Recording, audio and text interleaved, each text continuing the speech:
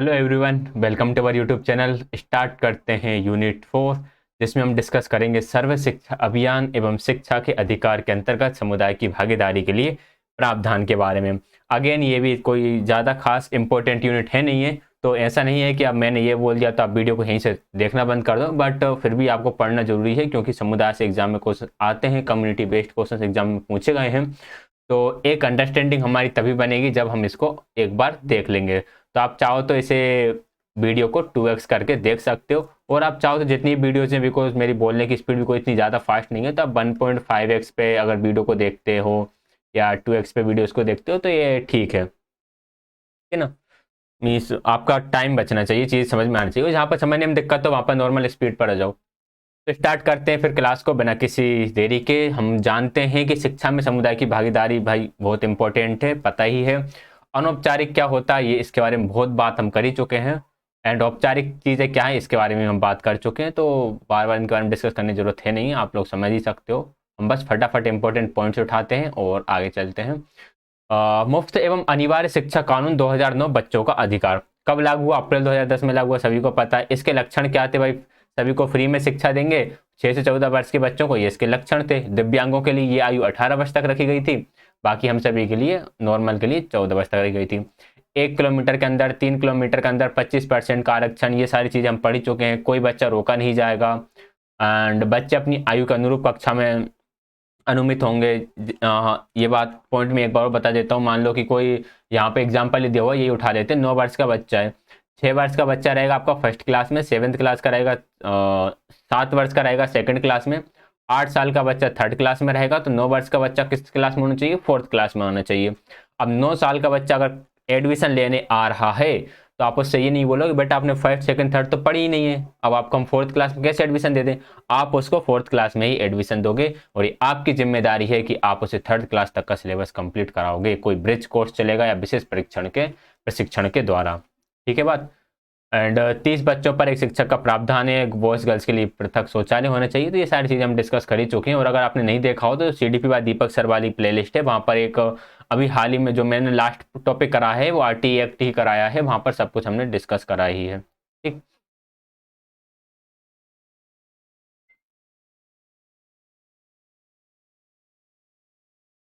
चलिए, यहाँ पर कुछ चीज़ें लिखी हुई है कि जो समुदाय की भागीदारी है वह किस तरह से सहायता करती है।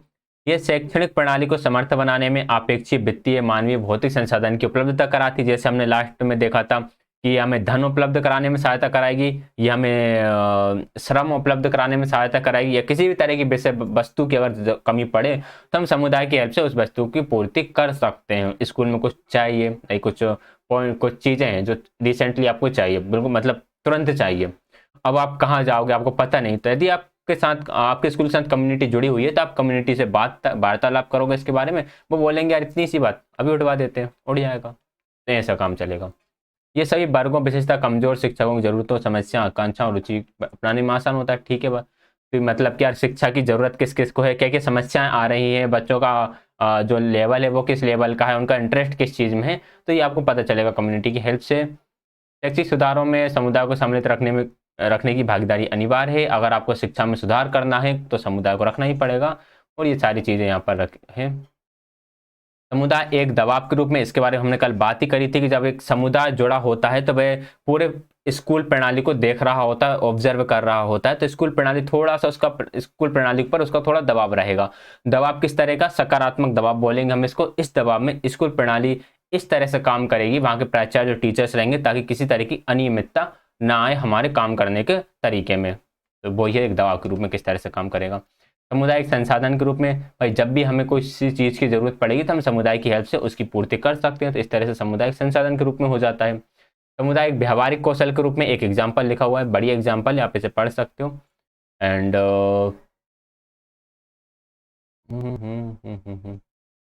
तरीकों की एक सूची निम्नलिखित है जिसके माध्यम से समुदाय शिक्षा में योगदान दे सकते हैं। विशेषता जैसा कि शिक्षा के अधिकार में देखा गया है और सर्व शिक्षा अभियान के माध्यम से लागू किया गया है। पहला, विद्यालय नहीं जाने वाले बच्चों का पहचान सकते हो समुदाय की हेल्प से। समुदाय के साथ आप कम्युनिकेट करके पता कर सकते हो कि इस बस्ती के बच्चे विद्यालय नहीं जाते, या इस बस्ती के बच्चे बाल मजदूरी करने जा रहे हैं, इस बस्ती के माता पिता हैं जो अपने बच्चों को पढ़ने के लिए नहीं भेजते हैं, ये सब चीज़ें। सही बच्चों को नामांकित करने की प्रणाली में सही विद्यालयों को बनाए रखना, हर बच्चे का नामांकन हो, इसमें वो हेल्प करेंगे। अभियान चलाने में करेंगे। विद्यालय के लिए धन उगाना मतलब क्या होता है? उगाना मतलब जैसे वो नवरात्रि पे चंदा मांगने नहीं आते, तो इसी तरीके से विद्यालय के लिए धन उगाना बोलेंगे कि व्यक्ति अपनी तरफ से कुछ भी विद्यालय के अंग्रेजी में जिसे बोलते हैं डोनेशन, तो जो डोनेशन देते हैं वही एक तरह से धन उगाने जैसा हो गया। विद्यालय की नियमित उपस्थिति की जांच करेगा समुदाय, विद्यालय सुविधाओं को बनाए रखने में मदद करेगा, शिक्षकों की भर्ती में थोड़ी सहायता करेगा, अच्छे शिक्षक पहुंच पाए, और जो अच्छे शिक्षक हैं उनका ट्रांसफर कहीं और ना कर दिया जाए, समुदाय इसकी भी जानकारी रखेगा। अगर किसी टीचर का ट्रांसफर हो रहा है, सरकारी स्कूल में कोई टीचर पढ़ा रहा है, उसका ट्रांसफर हो रहा है, वहां का समुदाय पहुंच जाए प्रशासन के पास कि हमें इस टीचर का ट्रांसफर नहीं करवाना है, हमें इसे यहीं रखना है, मीन्स हम नहीं चाहते कि इनका ट्रांसफर हो, ऐसे टीचर बहुत कम मिलते हैं, तो प्रशासन उसका ट्रांसफर वहाँ के लिए रोक देगा उस समुदाय के कहने पर। एंड विद्यालय की अब स्थिति एवं अनुसूचियों के बारे में निर्णय लेना, शिक्षक की उपस्थिति एवं निष्पादन का निरीक्षण एवं अनुकरण करना, विद्यालयों को व्यवस्थित करने के लिए आम शिक्षा समितियों को बनाना, बच्चों की अधिगम प्रक्रिया कक्षावार व्यवहार सीखने के लिए विद्यालय में सक्रिय रूप से उपस्थित होना। भाई जो सभाएं वगैरह चलेंगी, जो भी क्रियाकलाप वगैरह स्कूल में चल रहे होंगे, तो समुदाय उनमें पार्टिसिपेट करेगा, उपस्थित हो जाएगा as a chief guest, as a कुछ किसी भी तरीके से शामिल रहेगा। ठीक है, तो बाकी भी पॉइंट भी इंपॉर्टेंट है, आप सभी पॉइंट पढ़ लीजिएगा एक बार। और यहाँ पर लाइट चली गई है तो टेंशन की बात नहीं है, ऐसा ही होता है छोटे शहरों में, लाइट कभी भी चली जाती है और कभी भी आ जाती है। तो थोड़ा सा अंधेरे में करते हैं। समुदाय की सहभागिता के सार्थक क्षेत्र की समुदाय की सहभागिता कहाँ कहाँ होती है? सुनिश्चित करना कि यूईसी एंड डब्ल्यूईसी की सभा नियमित आयोजित हो, जितनी भी आपकी सभाएं चलती हैं वो नियमित आयोजित हो रही हो, यहाँ पर समुदाय देखेगा इसे। जो बच्चे विद्यालय नहीं जाते उनकी पहचान करेगा। विद्यालय में नामांकन में परिवारों की सहायता करेगा कि यार सभी बच्चों का नामांकन हो सके। आधारभूत संरचना के कार्य पर्यवेक्षण, ये सारे पढ़ लीजिएगा आप, मीन्स एक बार जस्ट आपको पढ़ना और इन्हें माइंड में रखना है। किस तरह से कि अगर एग्जाम में आ जाए कि इनमें से कौन सा समुदाय का कार्य क्षेत्र नहीं है या फिर कौन सा आपकी कम्युनिटी के अंदर नहीं आता है, तो आप उसे एलिमिनेट कर सको पॉइंट को। ठीक, तो ये सारे पॉइंट एक बार पढ़ लेना, एक बार पढ़ने पर ही आपके माइंड में अटक ही जाएंगे। ग्राम शिक्षा समितियां होती हैं कुछ, जो ग्रामीण लेवल पर बनी होती हैं, ये भी वही काम करती हैं जो समुदाय काम कर रहा होता है। ये विद्यालय पंजिका विद्यालय नहीं जाने वाले बच्चों की संख्या बताता है।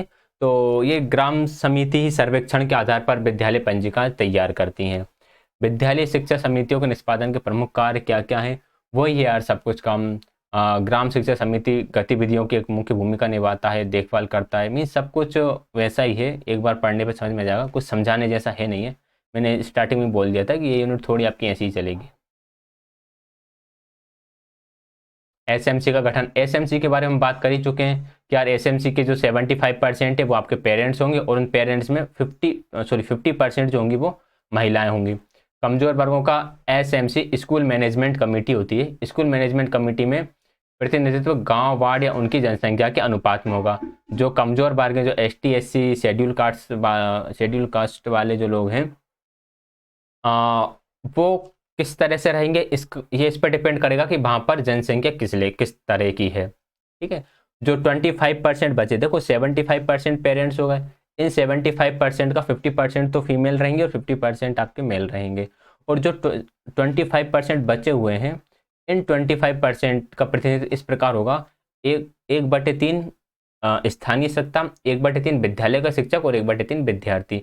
यानी कि उस 25% में से 1/3 वहाँ का जो भी लीडर होगा, नेता होगा, नेता को और क्या बोलते हैं, जो भी वहाँ का मिनिस्टर वगैरह होगा वो रहेगा। और 1/3 जो विद्यालय के शिक्षक हैं वो लोग रहेंगे, और 1/3 कोई भी एक विद्यार्थी रहेगा उसी स्कूल का। एसएमसी के कार्य क्या है पढ़ लीजिएगा, वही काम है, स्कूल की देखरेख करना, नामांकन का ध्यान रखना, शिक्षकों को देखना, काम ठीक से चल रहा है नहीं, अनियमितता पर ध्यान रखना। ये जो पॉइंट है, इन पॉइंट्स के बारे में हम एक क्लास में बात कर चुके हैं पहले, जो हमारे साथ 501 या 502 ब्लॉक था उसमें ये सारे पॉइंट्स आ चुके हैं। इंपॉर्टेंट चीज़ ये याद रखना कि बाल मित्र केंद्र कहाँ पर प्रारंभ किए गए थे? आंध्र प्रदेश में प्रारंभ किए गए थे, गर्ल्स एजुकेशन को ध्यान में रखते हुए। और एक और पॉइंट यहाँ पर है, शाला प्रवेश उत्सव। शाला प्रवेश उत्सव नामांकन अभियान कहाँ पर मनाया गया था? दादर एवं नगर हवेली में। बाकी जल पानी ये तो सब नॉर्मल है। चाइल्ड कैबिनेट कहाँ बनाई गई थी? चाइल्ड कैबिनेट हमारी झारखंड में बनाई गई थी। विद्यार्थियों के बीच अंतःक्रिया को प्रोन्नत करने के लिए। हाँ, ये पॉइंट भी याद रख सकते हो। मणिपुर में AIE और EGC केंद्रों में शिक्षा स्वयंसेवियों का नियुक्ति की गई है। शिक्षा स्वयंसेवी मीन्स जो खुद आना चाहते हैं हेल्प के लिए। नागालैंड में कार्य नहीं वेतन नहीं कहाँ पर शुरू किया गया? नागालैंड में शुरू किया गया। अगर शिक्षक काम नहीं करेंगे तो उन्हें वेतन भी नहीं दिया जाएगा।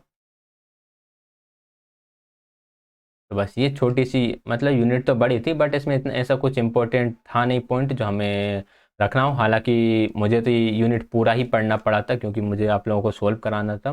तो मैंने जो जो पॉइंट्स बताए हैं सिर्फ आप वही रीड कर लीजिएगा, पूरा आपको पढ़ने की ज़रूरत है नहीं है। और कोई ज़्यादा इंपॉर्टेंट यूनिट भी नहीं है, आप इससे चाहो तो स्किप भी कर सकते हो। तो ये आप पे डिपेंड करता है, आप चाहो तो पढ़ लो या फिर इसे स्किप भी कर दो। तो क्लास ज्वाइन करने के लिए आप सभी का बहुत बहुत धन्यवाद। कोई भी अगर आपका डाउट हो तो आप कमेंट में पूछ सकते हैं। एंड वीडियो पसंद आया तो वीडियो को लाइक शेयर, चैनल को सब्सक्राइब कर दीजिएगा। अधिक जानकारी के लिए टेलीग्राम चैनल ज्वाइन कर लीजिएगा। धन्यवाद।